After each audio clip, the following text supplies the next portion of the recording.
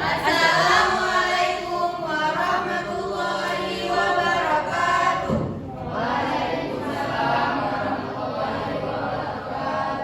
Kami dari kelompok kalkulus ingin mempresentasikan tentang adab di atas ilmu.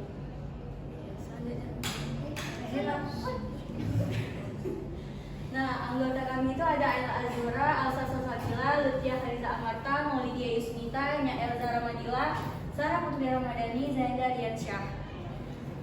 Nah, pengertian daripada adab itu adalah sebuah konsep yang mendasar dalam berbagai budaya, terutama dalam ajaran agama. Adab dapat diartikan sebagai kesopanan atau etika kita sebagai manusia.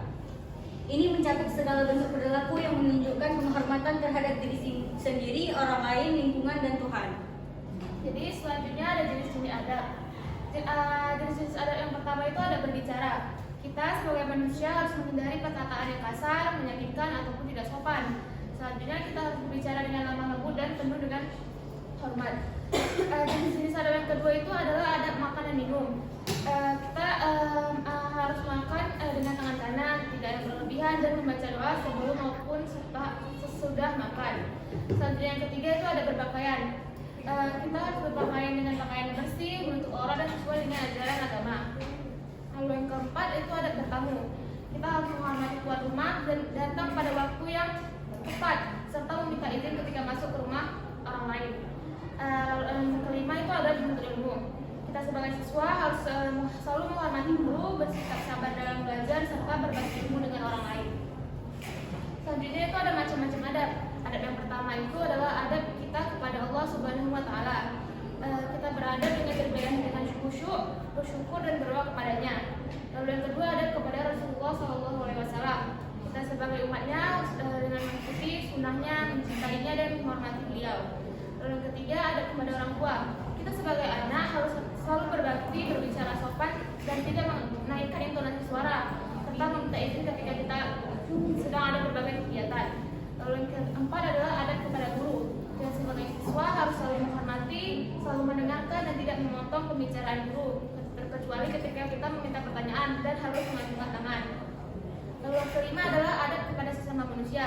Kita sebagai sesama manusia harus saling menghormati, jujur, dan sebagai makhluk sosial kita harus saling tolong menolong. Nah, pepatah Arab juga menyatakan al-adabu fawqal ilmi, yang artinya adab lebih tinggi daripada ilmu. Dalam agama Islam, adab atau etika sangat penting dan juga sangat dijunjung tinggi oleh agama Islam. Dikarenakan tingginya ilmu bisa dinilai dari etika atau adabnya.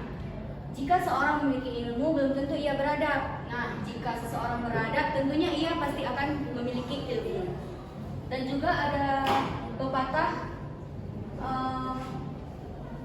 itu juga menyatakan bahwasanya adab atau etika sangat penting dalam kehidupan sehari-hari, apalagi bagi kita sebagai siswa. Kenapa sih alasan adab itu lebih penting di atas ilmu? Yang pertama yaitu adab mengarahkan penggunaan ilmu dengan benar. Ilmu tanpa adab dapat disalahgunakan untuk hal-hal yang merusak atau tidak bermanfaat. Orang yang berilmu tetapi tidak memiliki adab yang baik mungkin akan menggunakan ilmunya untuk kepentingan diri sendiri atau bahkan menimbulkan kerugian bagi orang lain. Sebaliknya, seseorang yang memiliki adab yang baik dan akan menggunakan ilmunya untuk kebaikan, kemaslahatan umat dan mendekatkan diri kepada Allah SWT. Yang kedua, adab sebagai fondasi utama akhlak dan etika. Adab merupakan ilmu dari etika dan moral yang baik. Dalam masyarakat, orang lebih menghormati karena sikap dan perilakunya yang santun, bukan hanya karena ilmunya. Orang memiliki adab cenderung rendah hati, menghargai orang lain, serta dapat menjaga hubungan sosial dengan baik. Yang ketiga, adab menjadikan ilmu bermanfaat. Ilmu yang memiliki tanpa diiringi dengan adab yang baik tidak akan mendatangkan manfaat bagi dirinya maupun orang lain maupun sebaliknya. Yang keempat, adab membuka pintu ilmu. Seseorang yang memiliki adab yang baik seperti menghormati guru, bersikap sabar dan belajar rendah hati akan lebih mudah mendapatkan ilmu. Dalam menuntut ilmu, sikap hormat dan sopan kepada guru adalah kunci untuk mendapatkan keberkahan dari ilmu yang dipelajarinya. Yang kelima, Rasulullah SAW sebagai teladan utama adab.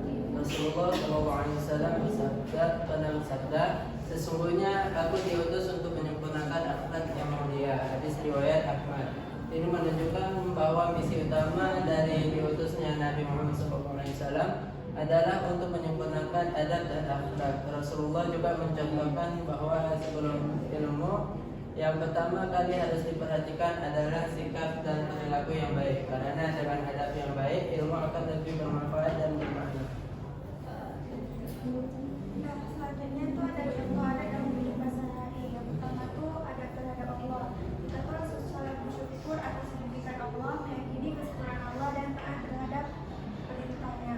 Yang kedua itu ada adat terhadap kedua orang tua, menghormati serta memenuhi hak kepada orang tua, tidak durhaka atau menyakiti hati orang tua. Yang ketiga itu ada adat terhadap guru, yaitu menghormati guru, tidak marah guru, mentaati perintah guru, mengerjakan tugas apa yang telah diberikan oleh guru, dan mengamalkan ilmu yang didapatkan dan berterima kasih kepada guru. Jadi yang keempat itu adat terhadap sesama manusia. Sebaik-baiknya manusia apabila bertemu, sebaiknya kita saling sapa dan mengucapkan salam ketika bertemu. Datang ke acara jika diundang, memberikan makanan jika memiliki makanan lebih, saling menghargai suatu perbedaan, menjenguk orang yang sedang sakit, dan yang terakhir ada tolong menolong. Jadi kesimpulannya adalah adab lebih penting daripada ilmu, karena adab adalah landasan yang mengarahkan bagaimana ilmu digunakan dan diaplikasikan dalam kehidupan.